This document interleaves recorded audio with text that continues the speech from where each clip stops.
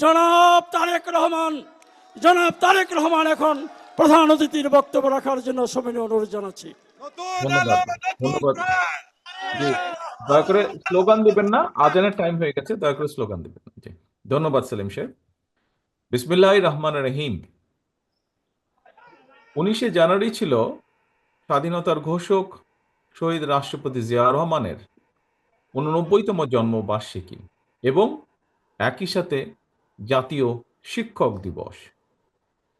শিক্ষক দিবস উপলক্ষে শিক্ষক কর্মচারী ঐক্যজোট আয়োজিত আজকের এই শিক্ষক সমাবেশের সম্মানিত সভাপতি, সম্মানিত শিক্ষক এবং কর্মচারীবৃন্দ, মঞ্চে উপস্থিত বাংলাদেশ জাতীয়তাবাদী দলের সম্মানিত স্থায়ী কমিটির সদস্য জনাব মঈন খান, জনাব আমির খসরু সহ বেগম সেলিমা রহমান সহ উপস্থিত নেতৃবৃন্দ, বাংলাদেশের অন্যতম জনপ্রিয় ব্যক্তিত্ব জনাব মাহমুদুর রহমান মান্না সহ নেতৃবৃন্দ এবং আমার সামনে উপস্থিত আগত সম্মানিত শিক্ষকবৃন্দ, আসসালামু আলাইকুম। এতক্ষণ আপনারা শিক্ষক, শিক্ষার্থী, শিক্ষা ব্যবস্থাপনা, শিক্ষার্থীদের আর্থসামাজিক নিরাপত্তা, বিভিন্ন বিষয়ে আপনারা আলোচনা করেছেন। শহীদ জিয়া দেশে সার্বজনীন প্রাথমিক শিক্ষা ব্যবস্থা প্রবর্তন করেছিলেন। দেশনেত্রী বেগম খালেদা জিয়া দেশে প্রাথমিক শিক্ষা বাধ্যতামূলক করেছিলেন। আপনাদের সকলের বক্তব্যে এই বিষয়গুলোর সাথে আরও অনেকগুলো বিষয় উঠে এসেছে। বিভিন্ন মেয়াদে রাষ্ট্র পরিচালনার সময় শিক্ষার প্রসারে বিএনপি সরকারের নেওয়া যুগান্তকারী পদক্ষেপগুলোর পাশাপাশি দেশের চলমান পরিস্থিতি সম্পর্কেও আপনারা বিভিন্ন বিষয়ে আপনারা আপনাদের বক্তব্যে তুলে ধরেছেন। আপনাদের বক্তব্যে আলোচিত বিষয়গুলো আমি আর পুনরায় আলাপ করতে চাইছি না, যেহেতু আমাদের হাতে সময় কম। সম্মানিত শিক্ষক এবং কর্মচারী ভাই ও বোনেরা, বর্তমান প্রতিযোগিতামূলক বিশ্বে একটি প্রভাবশালী জাতি, রাষ্ট্র হিসাবে যদি আমাদের টিকে থাকতে হয়, তাহলে অবশ্যই এই মুহূর্তে আমাদের সামনে বড় চ্যালেঞ্জ জ্ঞানভিত্তিক রাষ্ট্র এবং সমাজ প্রতিষ্ঠা করা। এবং এই চ্যালেঞ্জ মোকাবেলায় আমাদেরকে যুক্তি, তর্কে, মেধা, মননে, জ্ঞানে, বিজ্ঞানে অবশ্যই সমৃদ্ধ হতে হবে আমাদেরকে। একটু আগে আমির খসরু সাহেব ওনার বক্তব্যে একই কথাই বলেছেন। প্রিয় উপস্থিতিবৃন্দ, আমি বিশ্বাস করি রাষ্ট্র এবং রাজনীতির সংস্কার কিংবা নাগরিক উন্নয়নে আমরা যত উদ্যোগই গ্রহণ করি না কেন, চূড়ান্ত সফলতা পেতে হলে শিক্ষা ব্যবস্থার আধুনিকায়ন এবং, দয়া করে খেয়াল করবেন আমার কথাটি, এবং শিক্ষকদের আর্থ সামাজিক নিরাপত্তা ও সম্মান নিশ্চিত করার বিকল্প নেই। আমি দৃঢ়ভাবে বিশ্বাস করি যে এই কথাটি আমি বলেছি আপনাদের অনেকগুলো বিষয়ের দাবি যেগুলো আপনারা তুলে ধরেছেন, এই কথার মধ্যে নিশ্চয়ই সেগুলো আপনারা বুঝতে পারছেন।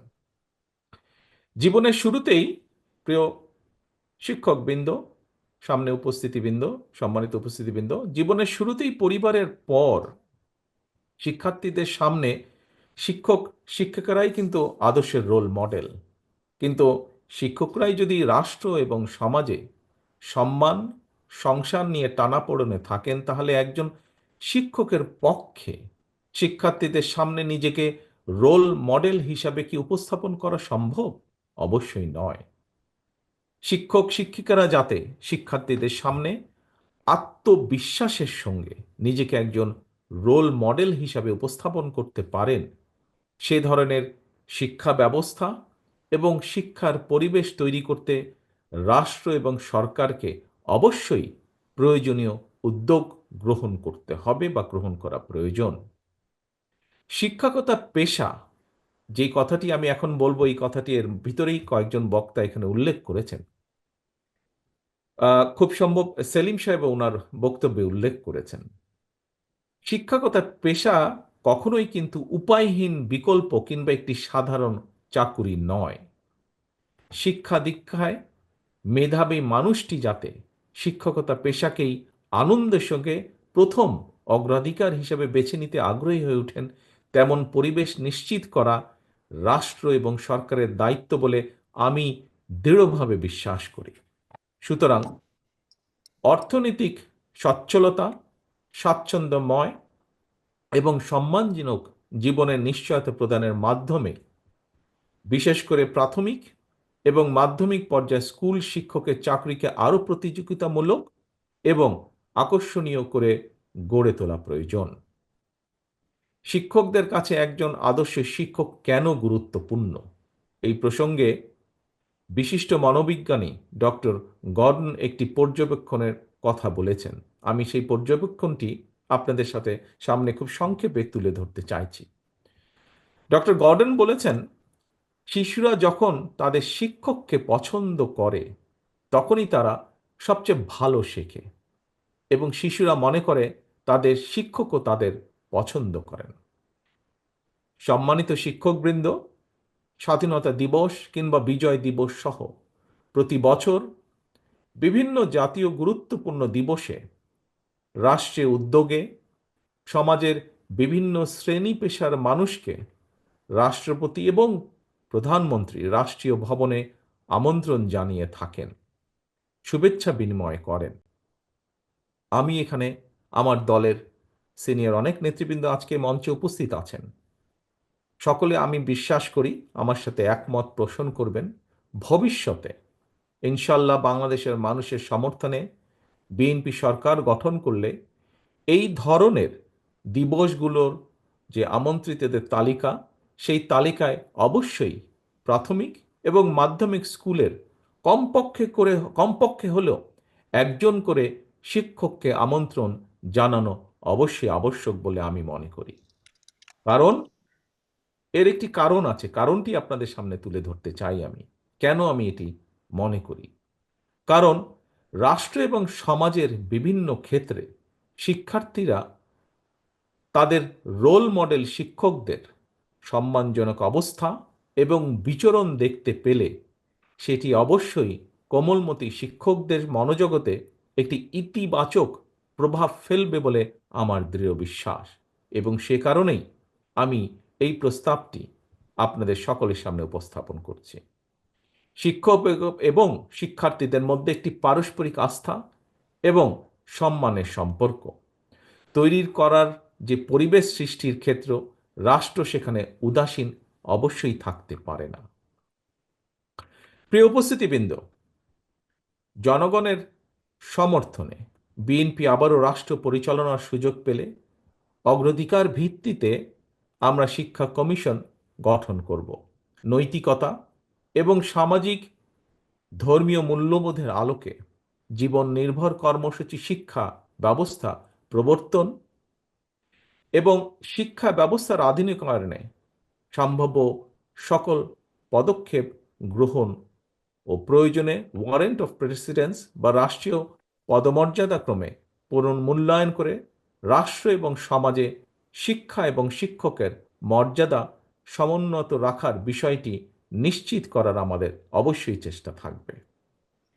সম্মানিত শিক্ষক কর্মচারী ভাই ও বোনেরা, আমরা প্রায়শই একটি কথা বলি, কথা প্রসঙ্গে আমরা একটি কথা বলি যে এই বিষয়টিকে রাজনীতির ঊর্ধ্বে রাখতে হবে, ওই বিষয়টিকে রাজনীতির বাইরে রাখতে হবে। প্রিয় উপস্থিতিবৃন্দ, আমি ব্যক্তিগতভাবে এমন ধারণার সঙ্গে নীতিগতভাবে কিছুটা হলেও ভিন্ন মত পোষণ করি। কারণ দেখুন, আমরা যাই বলি না কেন, একটি গণতান্ত্রিক রাষ্ট্রে কিন্তু শেষ পর্যন্ত রাজনৈতিক সিদ্ধান্তের আলোকেই সকল কিছু পরিচালিত হয়। সুতরাং কোনো কিছুকে শুদ্ধ রাখার জন্য রাজনীতির বাইরে রাখতে হবে, রাজনীতির ঊর্ধ্বে রাখা কিংবা বাইরে সরিয়ে রাখা, এইটি না করে বরং রাজনীতিটাই আমাদের শুদ্ধ করা প্রয়োজন। রাজনীতিটা শুদ্ধ এবং স্বচ্ছ হওয়া অত্যন্ত জরুরি।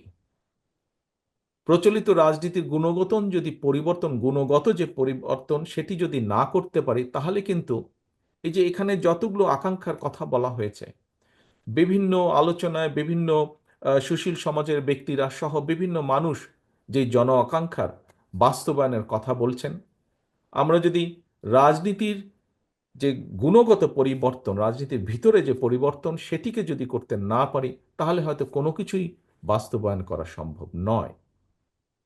এবং এই লক্ষ্যকেই সামনে রেখে বিএনপি রাষ্ট্র, রাজনীতি এবং রাজনৈতিক দল সংস্কারের উদ্দেশ্যে বাংলাদেশের পক্ষে সকল গণতান্ত্রিক রাজনৈতিক দলগুলোর সঙ্গে পরামর্শ করে তাদেরকে সাথে নিয়ে জনগণের সামনে ৩১ দফা সংস্কার কর্মসূচি উপস্থাপন করেছে।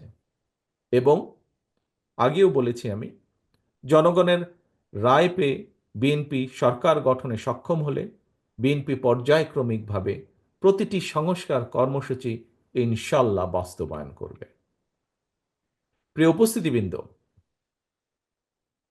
প্রিয় শিক্ষকবৃন্দ, মঞ্চে উপস্থিত সম্মানিত নেতৃবৃন্দ, মুক্তিযুদ্ধের মাধ্যমে অর্জিত দেশের মহান মুক্তিযুদ্ধের যে আকাঙ্ক্ষার প্রতিফলন হয়নি, যে সংবিধান, মুক্তিযুদ্ধের মাধ্যমে যে সংবিধান ছিল, সেটিতে কিন্তু মহান মুক্তিযুদ্ধের আকাঙ্ক্ষার প্রতিফলন হয়নি। আমরা দেখেছি পলাতক যে স্বৈরাচার, তারা তাদের ইচ্ছে মতন সেটিকে কাটা ছেঁড়া করে রাষ্ট্রীয় সংবিধানকে প্রায় দলীয় সংবিধানের রূপ দিয়েছিল। ঠিক একইভাবে নির্বাচন কমিশন কিংবা দুদকের মতন সাংবিধানিক প্রতিষ্ঠানগুলোকেও তারা একদম অকার্যকর করে দিয়েছিল। দুদক সম্পর্কিত দন্তহীন বাক তারা নিজেরাই নিজেদেরকে বলেছে।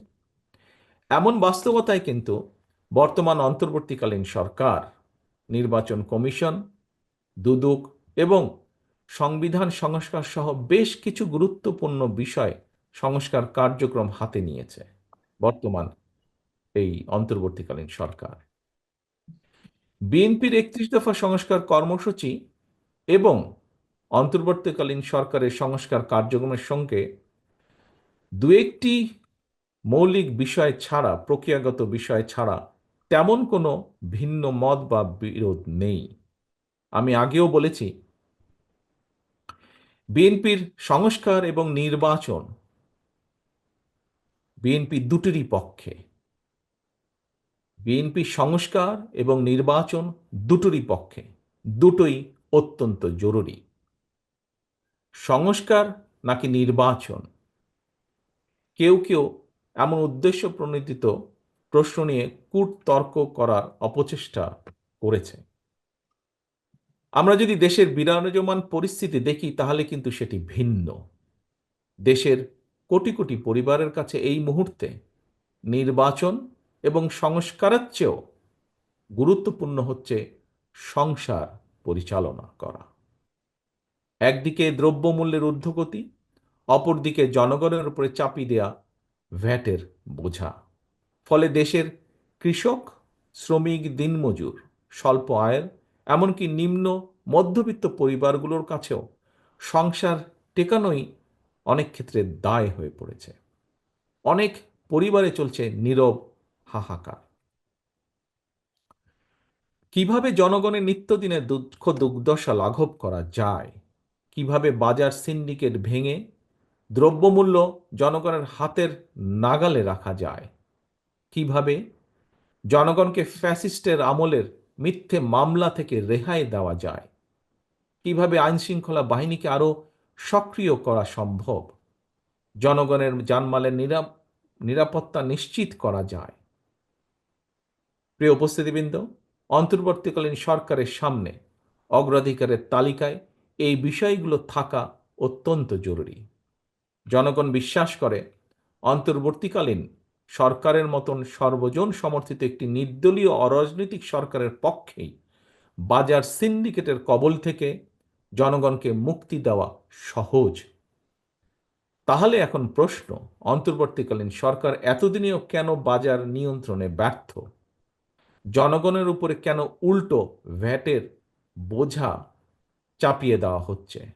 এখনো কেন বাজার সিন্ডিকেটের দৌরত্ব চলছে? এমন পরিস্থিতিতে কিন্তু জনগণের অনেকের মনেই প্রশ্ন ওঠা স্বাভাবিক, তাহলে কি সরকারের কেউ কেউ অন্য কোনো ইস্যুতে বেশি মনোযোগী, নাকি সরকার পারছে না?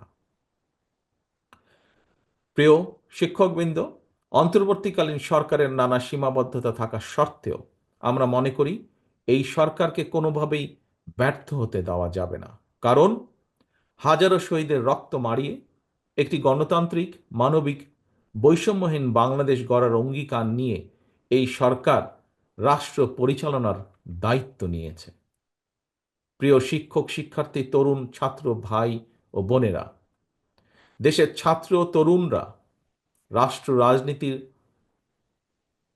রাজনৈতিক ব্যবস্থার প্রতি আগ্রহী হয়ে উঠেছে।